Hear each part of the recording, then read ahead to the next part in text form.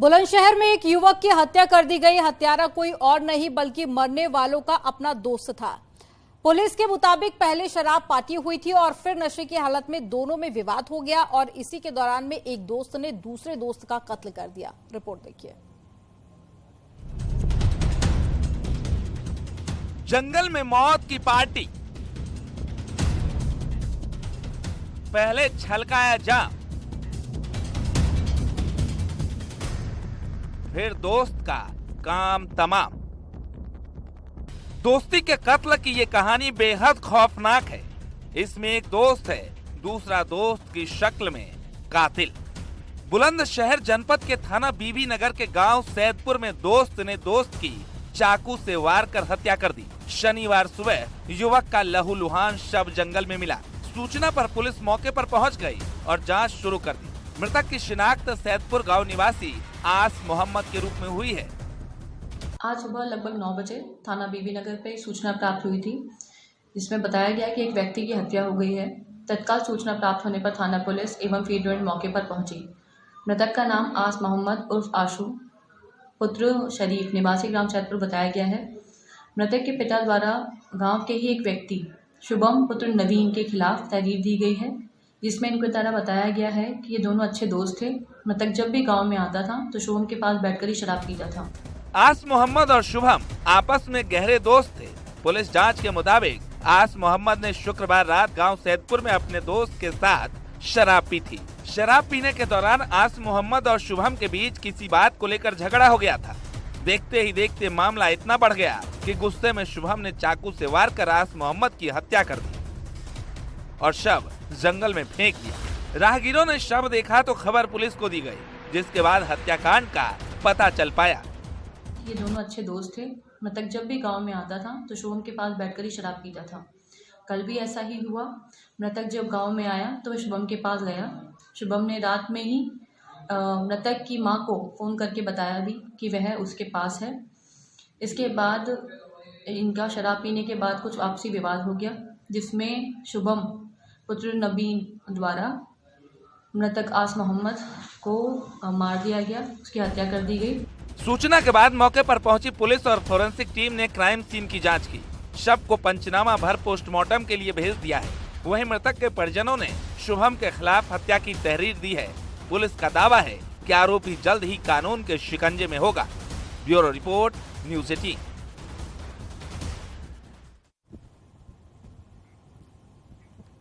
और यूपी सरकार के मंत्री धर्मपाल सिंह ने कहा है कि सरकार सड़क पर घूम रहे निराश्रित गौवंश को गौशालाओं में पहुंचाने का अभियान चलाएगी। उन्होंने आगे कहा कि पीपीपी मोड पर गौशालाएं बनाई जाएंगी और इसे ओडीओपी से भी जोड़ा जाएगा। निराश्रित गौवंश विपक्ष के ही माध्यम से तैयार हुआ और अब उत्तर प्रदेश में, क्योंकि देसी गाय का दूध अमृत है, देसी गाय की नस्ल को हम सुधार कराएंगे और हम एआई कृत्रिम गर्भाधान की व्यवस्था की है। 75 लाख एआई करा के पशुओं में इस बार, क्योंकि 75वीं वर्षगांठ है स्वतंत्रता की, तो करा रहे हैं। अब उत्तर प्रदेश में ये जो समस्या विपक्ष उठा रहा है, इसको हम जल्दी निराकरण करें, क्योंकि अब तक हमने कर दिया होता। एलएसडी एक रोग आ गया था, इस कारण से उसको रोकने में लगे।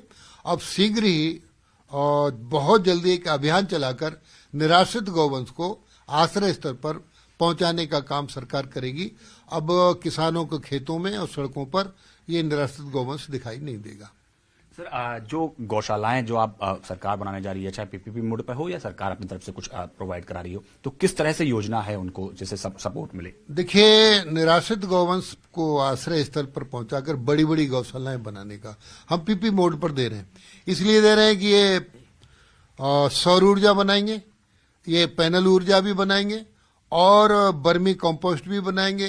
गोबर से अन्य उत्पाद भी, गोबर से, गाय के गोबर और मूत्र से दवाइयां भी बन रही हैं, अगरबत्ती भी बन रही है, गणेश और लक्ष्मी की और अन्य विभिन्न तरीके की देवी देवताओं की मूर्तियां बन रही हैं। हवन सामग्री का भी निर्माण हो रहा है, बर्मी कंपोस्ट खाद भी बनाने का काम हो रहा है। तो गाय से के गोबर से जुड़े उत्पाद ओडीओपी से जोड़कर इनको बेहतर बनाने का काम किया जाएगा। तो वहीं केंद्रीय गृह मंत्री अमित शाह अहमदाबाद के बेजलपुर में आयोजित पतंग महोत्सव में शामिल हुए। इस दौरान गृह मंत्री अमित शाह ने पतंग उड़ाई। अमित शाह की पतंगबाजी के दौरान में मौजूद लोगों ने जय श्री राम और भारत माता की जय के नारे लगाए। गुजरात के अहमदाबाद में मकर संक्रांति के अवसर पर पतंग महोत्सव का आयोजन किया गया था। पतंग महोत्सव में शामिल हुए थे गृह मंत्री अमित शाह और उससे पहले उन्होंने जगन्नाथ मंदिर में पहुंचकर पूजा अर्चना भी की थी।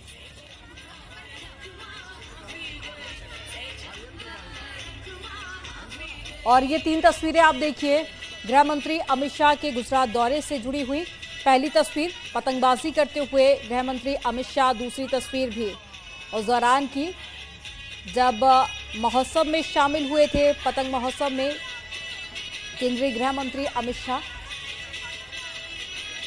तो ये तस्वीर लोग काफी ज्यादा पसंद कर रहे हैं और गुजरात में पतंग उड़ाकर आज मकर संक्रांति का पर्व मनाया जाता है।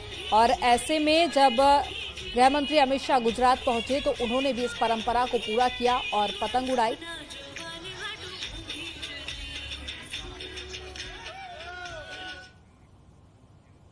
और चलिए यहां रुकेंगे एक छोटे से ब्रेक के लिए। खबरों का सिलसिला आगे भी जारी रहेगा।